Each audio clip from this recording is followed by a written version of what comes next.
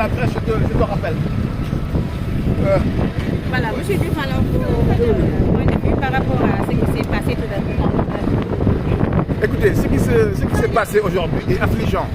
Ça démontre encore une fois l'absence de démocratie dans notre pays. Voilà un président de parti, Ousmane Sonko, qui aujourd'hui est séquestré. Et je dirais même est sous résidence surveillée. Et on n'a aucun élément matériel et juridique qui lui permet aujourd'hui d'être sous séquestration. C'est ce que le F24 est venu dire et soutenir en même temps notre frère qui aujourd'hui ne fait que ce que la Constitution lui demande de faire. La Constitution lui donne la possibilité de pouvoir faire campagne, mais également de pouvoir, depuis Ziguinchor, rejoindre Dakar. S'il le peut, il peut le faire sur les airs, mais il a décidé de le faire sur terre. C'est de son plein droit parce que la Constitution lui permet. Donc aujourd'hui, nous sommes là pour le soutenir, pour dire en même temps que le troisième mandat qui est en train d'être mis en place par le président Macky Sall ne passera pas. Parce que tout ça, c'est de l'intimidation. C'est également une volonté manifeste de montrer que nous ne sommes plus dans un état de droit.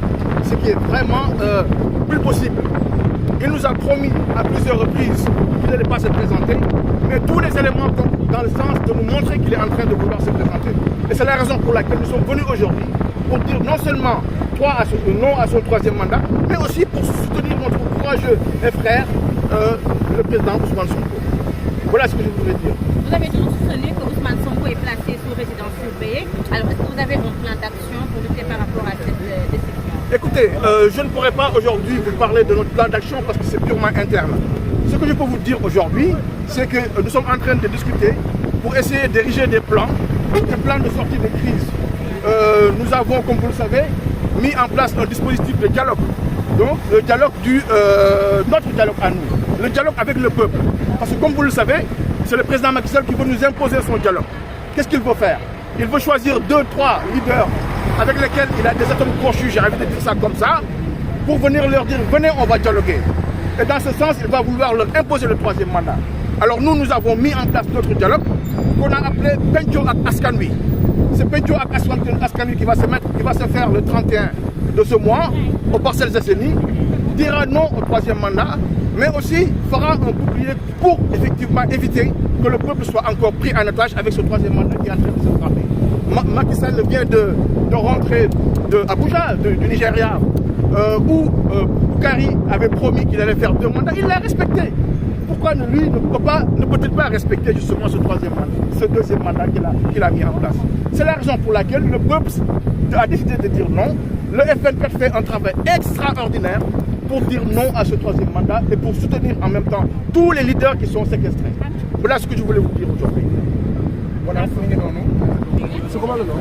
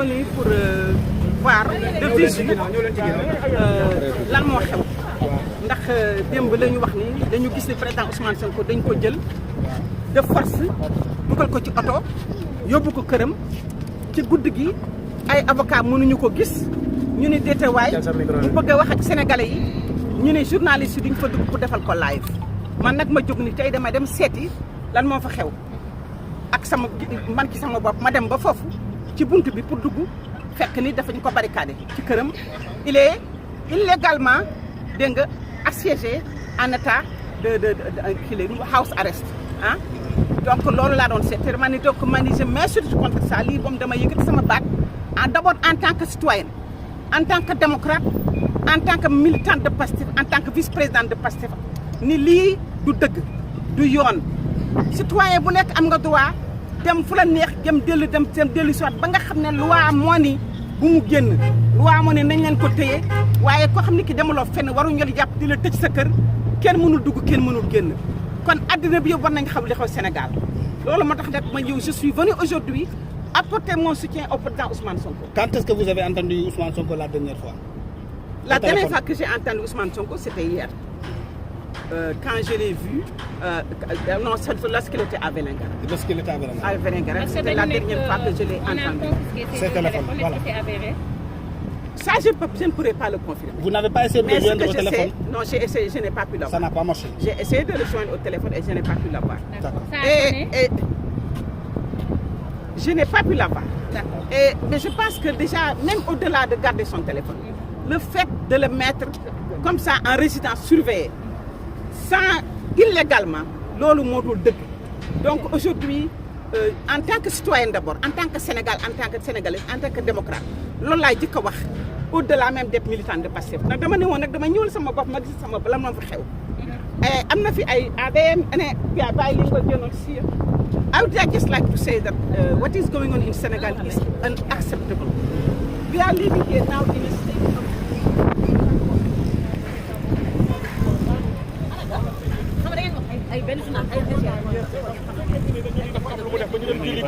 képp ku ko def ñu jëndee jalgati nga yoon dañ lay yóbbu comme commissariat wala ñu yóbbu la ci justice. Ils ne l'ont pas fait ñu yóbbu ko këram tëj ko fa mais plus grave ay doomam mën nañu génn ay njabootam mën nañu génn kenn mënul génn. Violation la de tous ses droits moo tax sénégalais yi génn pour won leen ni li ñuy def du lu jaadu l'état de droit aussi moom la war a préserver bu ko deful askan wi dinañu génn pour défendre seen démocratie défendre seen état de droit loolu mooy lii fi xew tey ñii fi génn ñëpp c'est pour dire à l'état du Sénégal lii ñuy def jaaduwul persécution bi ëpp na violation yi ëpp na lépp lu ñuy def ci Sonko ci parteem ci ay alliés ci njabootam ay autres loolu du lu ñuy rafetlu du lu ñuy nangu démocratie nag boo ko gisee ci réew askan wi dañuy jóg xeex pour démocratie boobu c'est ça qui explique cela ñuy wax président Macky Sall nii il faut que mu dellu ginnaaw foofu la ñu toll monde bi dafa dangereux la vulnérabilité yaa ngi fu nekk Sénégal li ko wër lépp ay jafe-jafe la kon le président Macky Sall na dellu ginnaaw réew mi nekk ci jàmm ñu dem ci processus dem électoral bi nga xam ne ca la ñu jëm ñi ci war a bokk mu bàyyi leen ñu bokk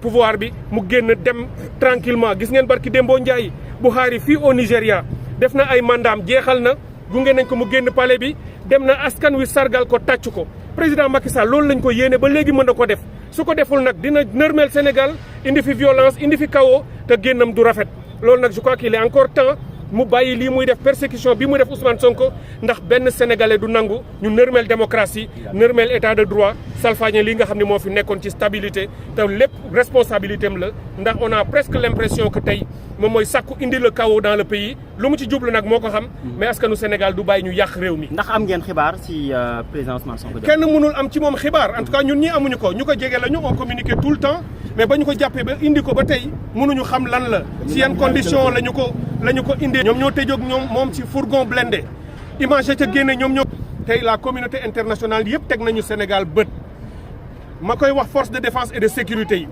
képp ku fi def ñaawteef nga lor fi sénégalais nga boom fi nit ci lu teguwul ci yoon na la jàpp ne même bu dee policier bu ndaw nga ay enquête dana ci am parce que rek nekkatul nga tëju sa réew def lu la neex boom nit ñi jëlee ci ndam mënul nekk danañ leen yóbbu fépp fu mu laaj ci àddina pour que ñu bàyyi sénégalais yi ñuy def di leen lor di leen rey di gazer nit ñi bàyyiwuñu kenn du société civile du leader politique du yéen sax journalistes yi loolu nag il faut que ça s'arrête il faut que ça cesse Macky Sall ce pays ne lui appartient pas dans 8 mois il devra quitter par A ou par B ak nu mu mën a def dans 8 mois dootul nekk président de la République du Sénégal. dégg nañu honorable ne dañoo confisqué ay téléphone s'il vous plaît. C'était simplement pour dire que nous sommes ici en tant que leader du F24 et de Yewwi Askan Wi pour apporter notre soutien et notre solidarité à notre camarade Ousmane Sonko. La persécution qu'il subit n'est pas normale. Il faut que ça cesse. Ça suffit. Il faut que Macky Sall arrête. Sa stratégie actuelle, on a presque l'impression qu'il veut instaurer le chaos dans le pays. Le peuple sénégalais se dressera et ne le laissera pas faire. Le traitement qu'il inflige à Ousmane Sonko est inacceptable. On a vécu ce qu'il est en train de vivre aujourd'hui. On le persécute, on le violente, on le met dans des camions blindés, on enferme sa maison. Sa famille ne sort pas, c'est comme une résidence surveillée. Et personne n'a le droit d'assigner un leader en résidence surveillée sans une décision de justice. Donc le traitement qu'on lui donne est un traitement totalement